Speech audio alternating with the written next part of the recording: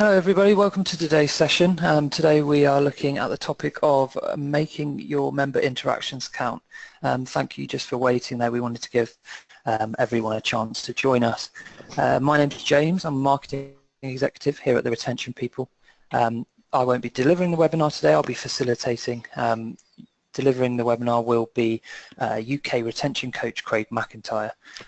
Many of you may know Craig or will have worked with him through the Retention People, but for those of you who don't, his job is to help our customers get the most out of our solutions, as well as sort of generally advising them on member experience best practice. Craig's been here at TRP since October 2014, but he's been in the industry for about 15 years now, 7 of which he spent as a club manager. Super, thanks James. So yeah, as James said, I'm Craig from the UK team, and today I'm here to help share with you the latest findings from Melvin Hilsden and the TRP 10,000 study into member retention. And you guys are the first group of people in the world that are going to be hearing these findings. So let's begin. Let me get my screen so I can click through. Cool. Okay, so what do we already know? So in the 3 years plus that we've been working on the TRP 10,000, we've uncovered some really valuable learning, which has confirmed some assumptions and changed some people's perceptions of their customers.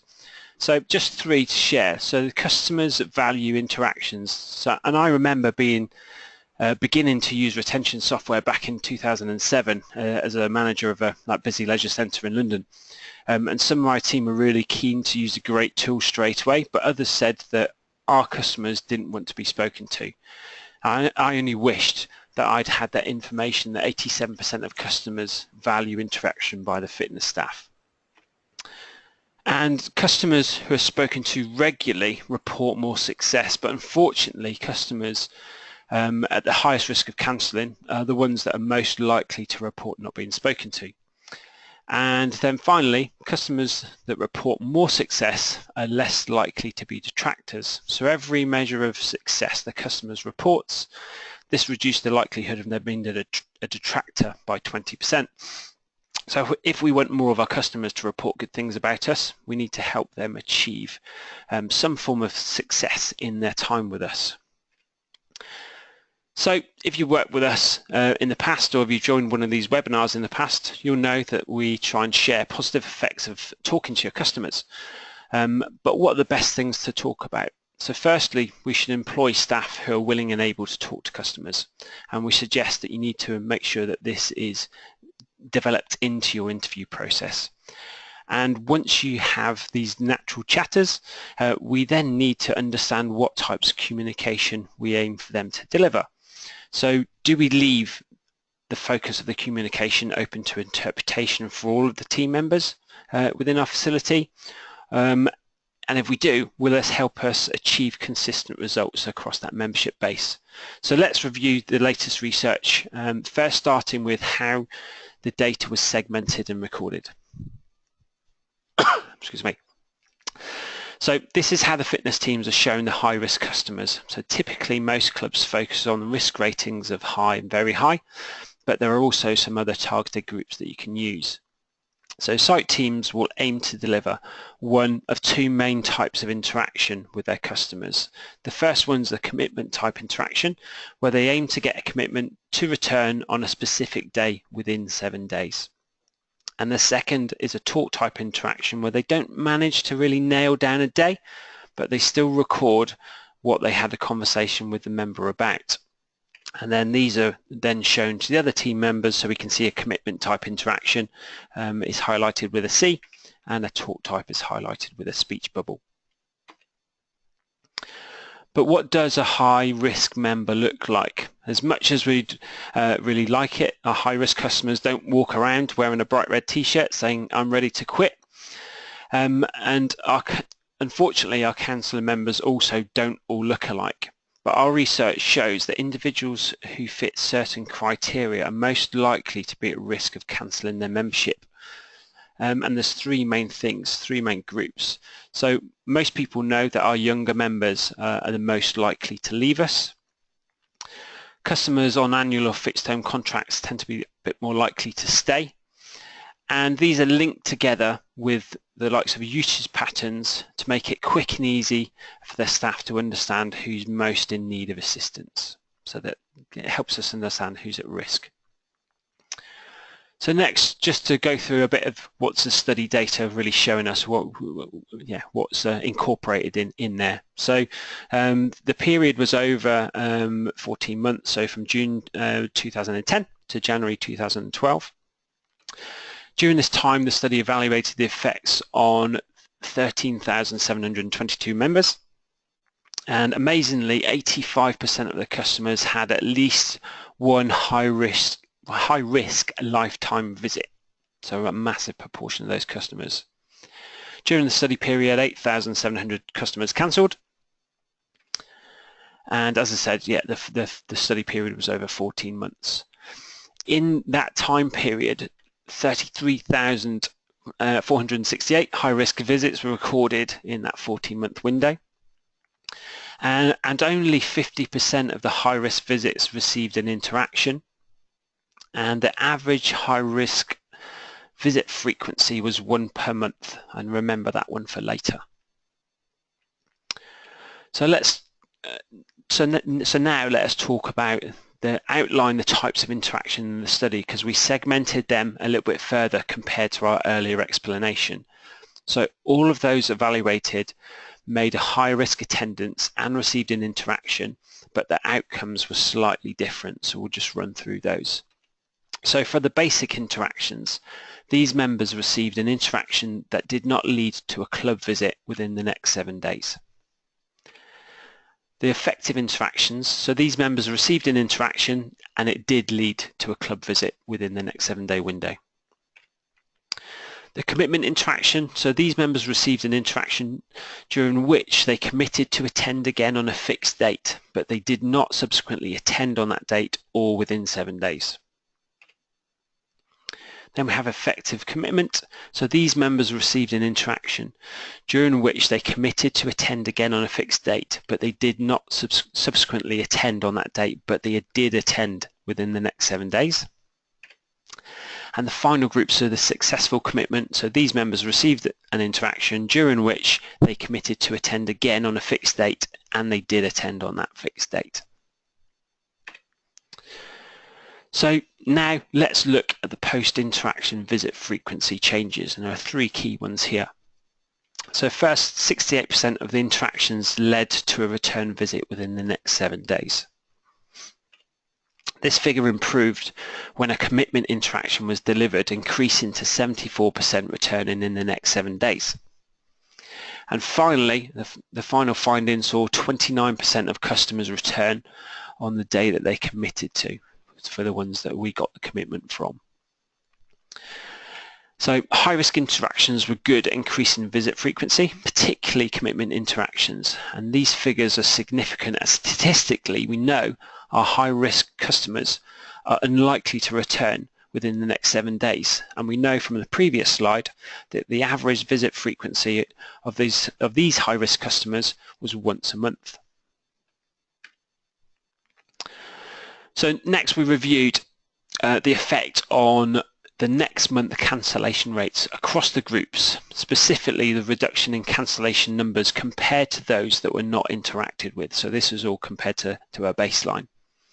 So the 5 groups again, so the basic interaction, we saw the risk was reduced by 9%. The effect interaction was a massive 72%. The commitment interactions, where there was no return visit on a specific day or within the next 7 days, made no effect on the cancellation rate. Our effective commitment interactions reduced the risk by 16%. And finally, our successful commitment group reduced their risk by 45%. So as we can see from all groups except C, statistically we have positive effects from these interactions, with some showing better results than others. So the results from our next month cancellation slide are close to the results we can see from the average length of stay, with a few slight changes. So our baseline is 50% of the high-risk customers were not interacted with, and their average length of stay was 6 months. But our basic interaction added 1 month length of stay for this customer group. The effective interaction added, so where the customers returned within 7 days, added an extra 8 months onto the length of the membership. The commitment interaction didn't see any change from the control group with the next month cancellation rates, but we did see an extra month added to the length of the stay.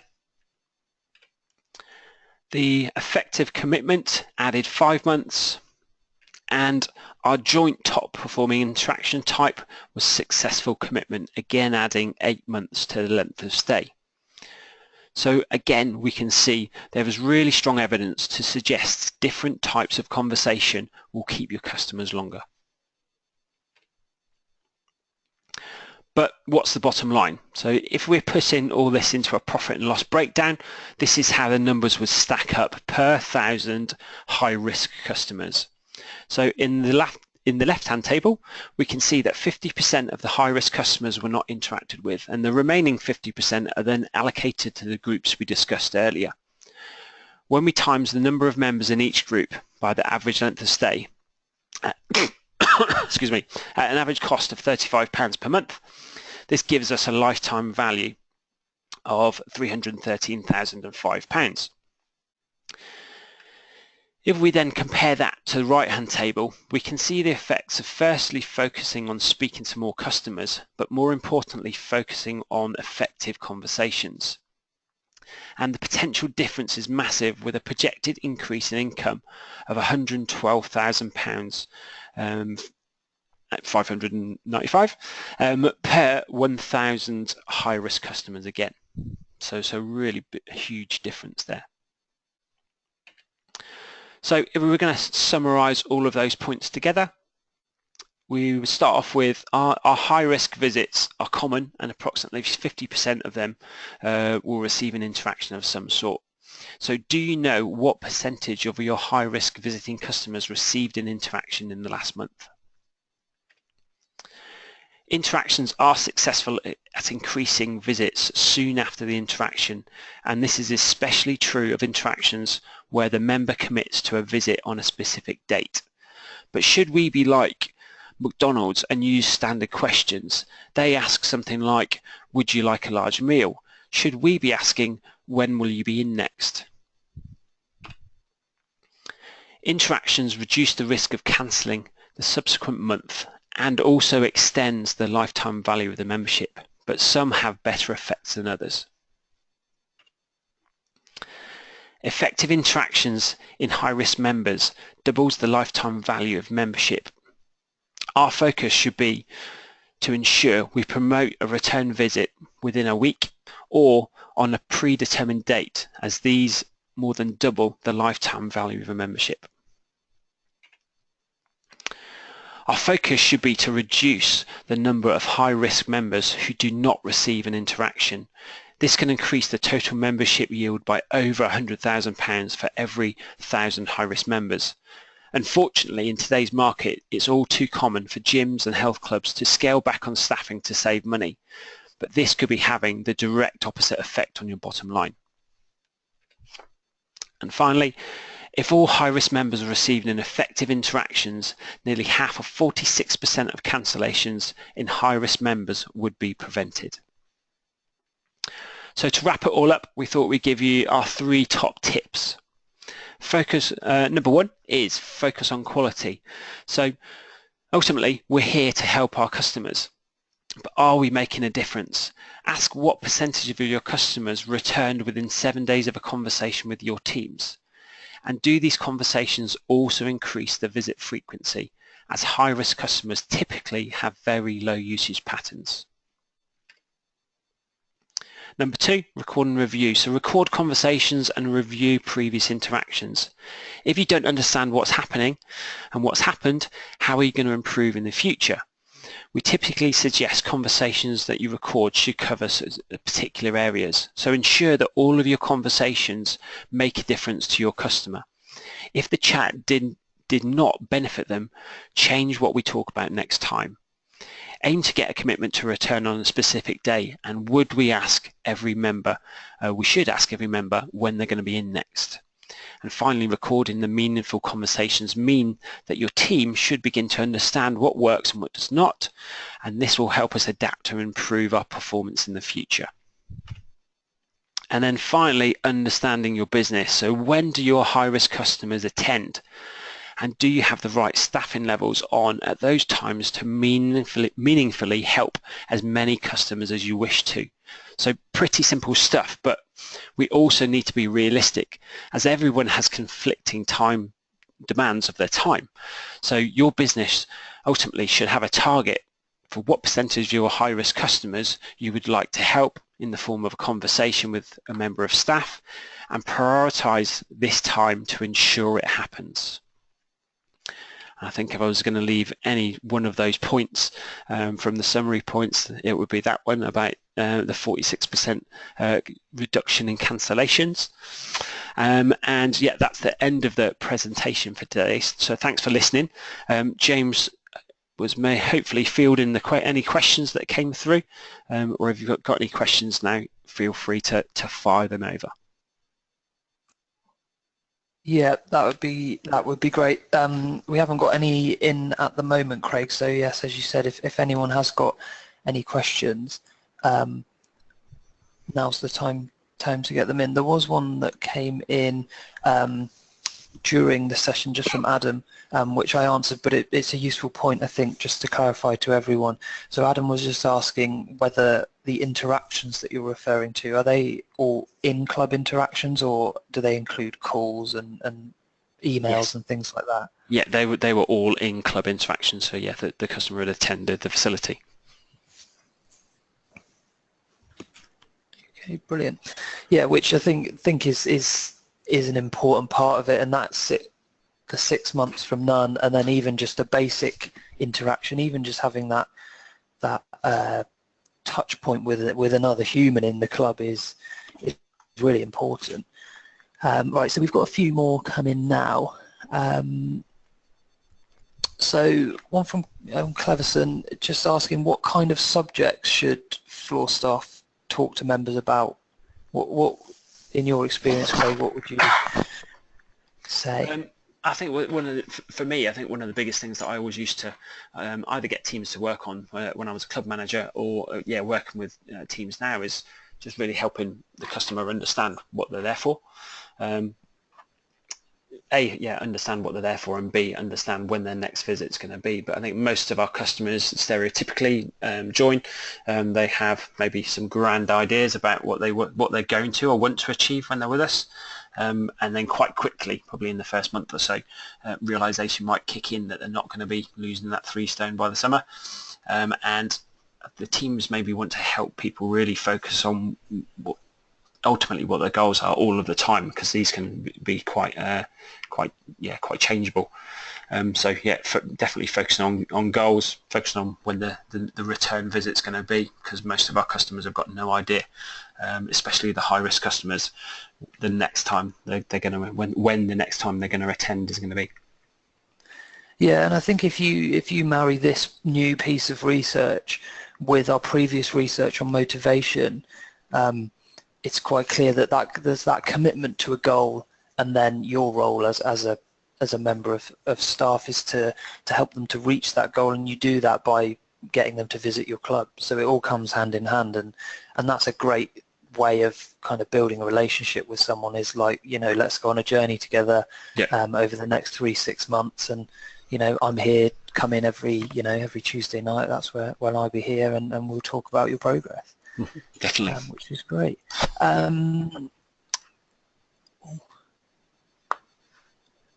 We've got a lot of questions for me to choose from. Let's work through them. So Pav is asking, what is the most successful commitment interaction? Did you want to just go, because there was another question, I think the audio went a little bit at the start. Christina was just asking, could you go through the interaction types again and just explain the difference between them, and maybe put them into context? So I think I know where Pavel will be coming from when he's asking that question. So yeah. in Interact in the software, there's the ability to have lots of different types of interaction. We talked about the main two being the talk type and the interaction type, but then you can have subgroups on from there as well. So we didn't look into the subgroups. We compiled them together into those 5 groups.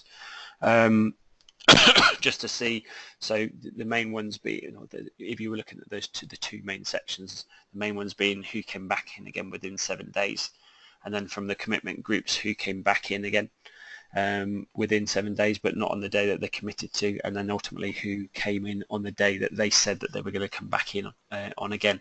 We didn't go in any more detail on that because different clubs can have different interactions, so it would have made that study piece really difficult to do.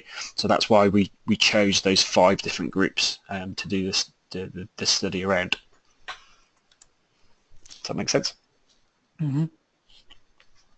That's great, thank you. Just checking through the last few questions where.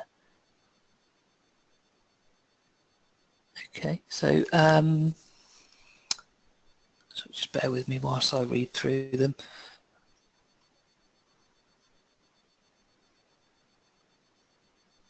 Okay, so another question from Cleverson, just asking, do you sort of believe in the value of having something like a whiteboard where members would kind of physically commit to coming in on another date? Something more hard than a verbal agreement. Yeah. I think for me, I think the key thing with things like signs and whiteboards and those sorts of things is that typically the types of customers that do look at them are stereotypically regulars. The people that aren't coming in typically are probably the types of customer that are really nervous. The ones that are feeling self-conscious, maybe even uncomfortable in the clubs, and they're probably keeping their head down. We'll do the couple of machines that they remember how to use, and probably maybe steer away from some of the staff sometimes because they feel that they've been told how to do something when they did their first induction maybe, and don't want to feel like they're asking the same silly questions time and time again. So yeah, typically I don't really I would say I don't think that would be of value.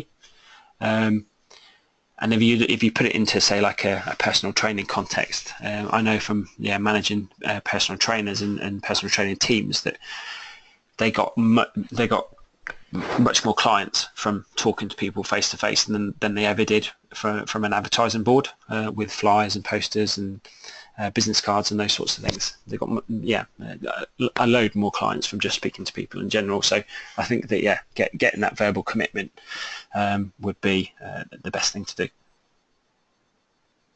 Okay, and apologies if we've already covered this, but Leslie was just asking how are club interactions being recorded in this particular research piece?